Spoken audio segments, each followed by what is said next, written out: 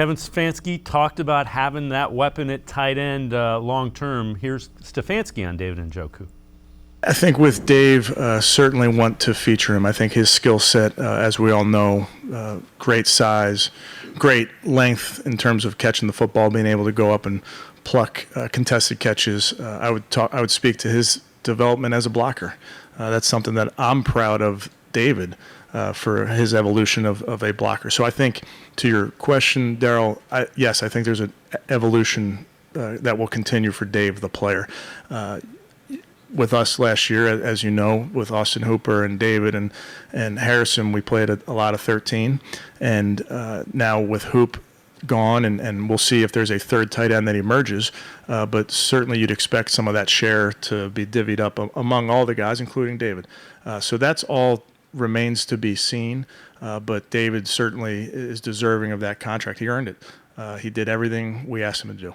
Obviously, we have to get into these games and game plan for these games and put players in position to go make plays and those type of things. But he's a big part of what we plan to do. I think there's no doubt about that. But I would just tell you what I'm most impressed with Dave is just his, I'll use the word evolution again, of becoming a complete tight end. There's not a lot of guys that can block and run and catch.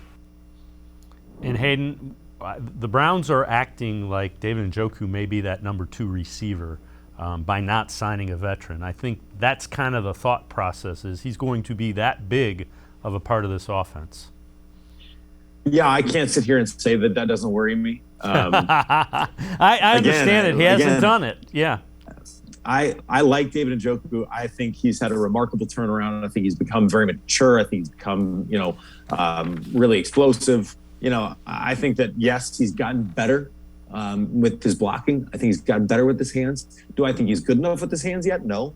And that's scary for a number 2 receiver to be a guy that you're like, well, is he going to catch everything? We don't know. So I get it. I get that they want to do that. And Kevin Stefanski is a very, very tight end heavy offense, but he's got to be able to.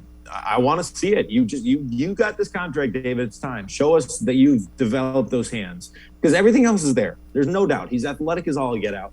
He can get down the field. He can run his routes. He's physical, but just when the ball gets to his hands, that's when you're like, oh, cheered. Like you're praying to God that he's going to come down with it. And he has made some great catches. There's no doubt, and the hands have gotten better. But if he's going to be your number 2 receiver, he needs to not drop anything. And I mean like anything. So Godspeed to them if David Njoku is going to be their number 2. I still think that they could use another one. That's fair enough. Fair enough, but they're acting like they think this guy might be their number 2 with the contract and by not bringing in another veteran. Again, it's literally everything until the point of the catch is there. And then you just worry about that. That's tough.